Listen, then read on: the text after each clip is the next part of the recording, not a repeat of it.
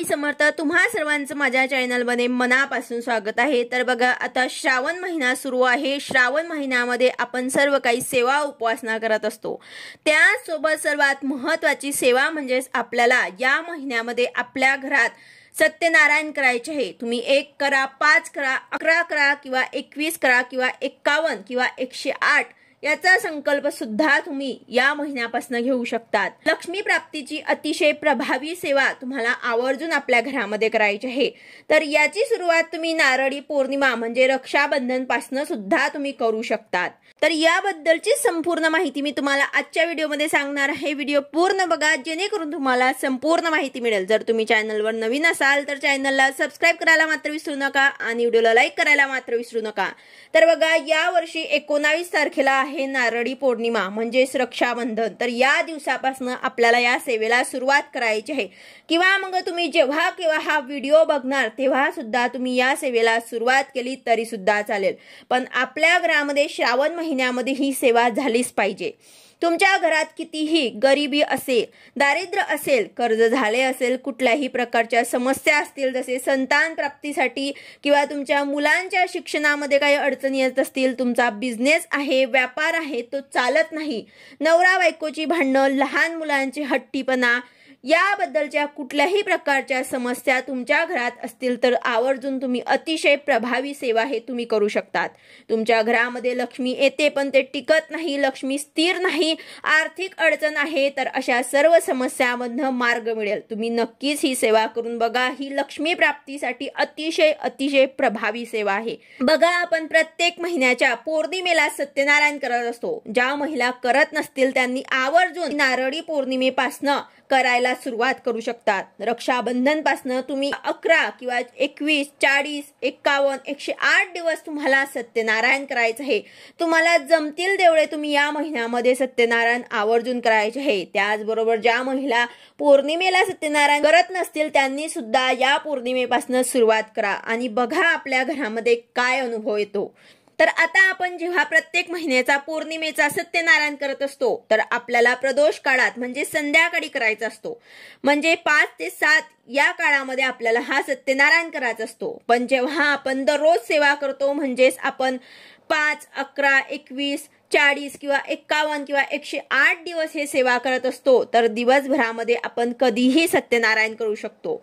फक्त आपल्याला हे मांडणी जे आहे ते पहिल्याच दिवशी मांडायचे आहे आणि तशीच पूर्ण आपल्याला जेवढ्या दिवसाचा आपण संकल्प घेतलेला आहे तेवढे दिवस आपल्याला राहू द्यायचे असते। तसेच आपण पौर्णिमेला जे सत्यनारायण करतो तर तेव्हा आपण उपवास करतो। ज्यांना शक्य असेल त्यांनी उपवास करायचा असतो, ज्यांना शक्य नाही तेही उपवास ते करत नाही। पण यामध्ये तसंही काही नाही, आपल्याला उपवास वगैरे करण्याची गरज नाही। फक्त रोज आपल्याला जशी पुस्तकामध्ये जशी आपल्याला पूजा दिलेली आहे तशी पूजा आपल्याला रोज करायची असते। त्याचबरोबर 5 अध्याय सुद्धा आपल्याला वाचून आरती करायची असते। खूप प्रभावी सेवा आहे, तुम्ही नक्कीच करा। श्रावणात सर्वांनी आवर्जून आपल्या घरात ही सेवा करायला मात्र विसरू नका। जर आता काही तुम्हाला अडचण असेल तर तुम्ही श्रावणामध्ये कधीही याची सुरुवात करू शकतात। जर तुम्ही आता 40 किंवा 51 किंवा 108 सत्यनारायण करण्याचा संकल्प घेतला तर श्रावणाच्या नंतरही तुम्ही ही सेवा करू शकतात। मांडणी तशीच करायची आहे, मांडणी तशीच राहू द्यायची आहे। पहिल्याच दिवशी तुम्हाला मांडणी करायची आहे आणि ही मांडणी आपल्याला अजिबात मोडायची नाही। पूर्ण आपले जेवढे आपण संकल्प घेतले आहे तेवढे दिवस पूर्ण झाल्यानंतरच आपल्याला ही मांडणी मोडायची आहे। यामध्ये समजा तुम्ही 11 दिवस करणार असाल तर 11 दिवस पूजा करून झाल्यानंतर 12व्या दिवशी सकाळी तुम्ही ही मांडणी उचलू शकता। पुस्तकात बघा, आरतीच्या नंतर विसर्जन मंत्र दिलेला आहे, तो तुम्हाला मंत्र म्हणायचा असतो। हातात अक्षदा घ्यायच्या आणि तो मंत्र म्हणायचा आणि पूर्ण पूजेच्या मांडणीवरती टाकायचा। फक्त बाळकृष्णाची मूर्ती, फोटो, शंख, घंटा जर तुम्ही श्रीयंत्र ठेवले असेल तर ते तुम्हाला उचलून घ्यायचे आहे। आता यानंतर आपल्याला मांडणी कशी करायची आहे तर बघा, एक कलश घ्यायचा आहे, त्यामध्ये आपल्याला पाणी भरून घ्यायचं आहे आणि त्यामध्ये आपल्याला 1 रुपया 1 रुपयाचा नाणा आणि 1 सुपारी टाकायची आहे। तसेच हळदी कुंकू अक्षदा फुलं वाहून घ्यायचे आहे। त्यानंतर आपल्याला गहूची रास घ्यायची आहे, त्यावर आपल्याला हा कलश ठेवायचा आहे आणि कलशावर आपल्याला एक प्लेट किंवा तांबण ठेवायचे आहे आणि त्यामध्ये आपल्याला तांदूळ घ्यायचे आहे। त्यावर बाळकृष्णाची मूर्ती तुम्हाला ठेवायची आहे आणि विड्याची 5 पानं सुद्धा आपल्याला त्यावरती ठेवायची असतात। तसेच 3 सुपारी जोड विड्याच्या पानांवर 3 सुपारी ठेवायची आहे। पहिली सुपारी गणपतीची, दुसरी कुलदेवीची आणि तिसरी वरुण देवतेची। तर अशी मांडणी तुम्हाला करायची आहे। तसेच सत्यनारायणचा फोटो सुद्धा ठेवायचा आहे आणि ह्या 3 सुपारी आहेत त्यांना खडी साखरेचा नैवेद्य आणि बाळकृष्णाच्या मूर्तीला शिऱ्याचा नैवेद्य रोज दाखवायचा आहे। तसेच जेव्हा ही विड्याची पानं सुकतील तेव्हा तुम्ही बदलू शकतात आणि कलशातील सुद्धा तुम्ही बदलू शकतात। अतिशय साधी आणि सोपी सेवा आहे। तुम्ही जर दर महिन्याला करत असाल तर तुम्हाला सर्व काही माहिती असेल। 30 मिनिटांमध्ये ही सेवा होत असते। तसेच जर कलशातले पाणी जर तुम्हाला वाटले बदलायचे आहे तर ते सुद्धा तुम्ही बदलू शकतात। तसेच शिऱ्याचा जो नैवेद्य असतो फक्त घरातल्यांनी खायचा आहे, तेवढाच तुम्हाला करायचा आहे। बाहेरच्या लोकांना कोणालाही हा प्रसाद देत नाही, म्हणून जेवढे घरात सदस्य असतील तसे तुम्ही करू शकतात। अगदी छोटीशी वाटी असते तेवढा केला तरी सुद्धा चालेल।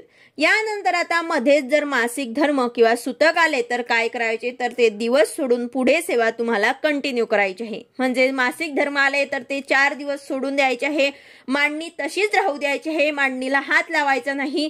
यानंतर 5व्या दिवशी तुम्ही सेवा करू शकतात। 5व्या दिवशी आपल्याला सर्व काही पानं वगैरे बदलून घ्यायचे आहे।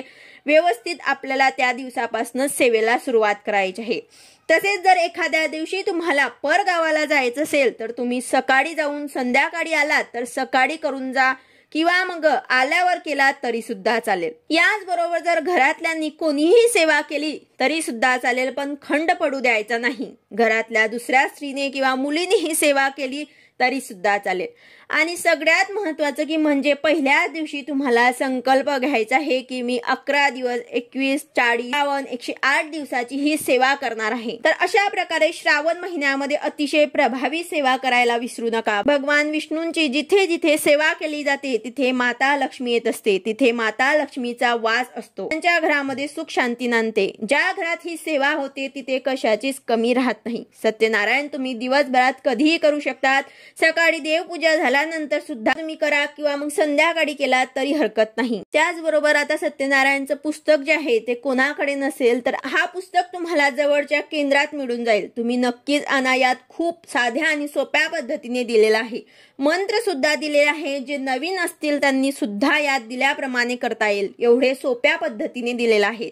यानंतर 5 अध्याय वाचून आरती करायची। नैवेद्य जो तुमच्या घरामध्ये भाजी पोळी बनवणार ते तुम्हाला दाखवायचं आहे। तर अशा प्रकारे सर्वांनी आवर्जून ही सेवा करा। श्रावण महिन्यात आपल्या घरात ही अतिशय प्रभावी सेवा करायला मात्र विसरू नका। व्हिडिओ आवडला असेल तर लाईक करा, शेअर करा, सबस्क्राईब करा। भेटूया अशाच नवीन व्हिडिओ सोबत। श्री स्वामी समर्थ।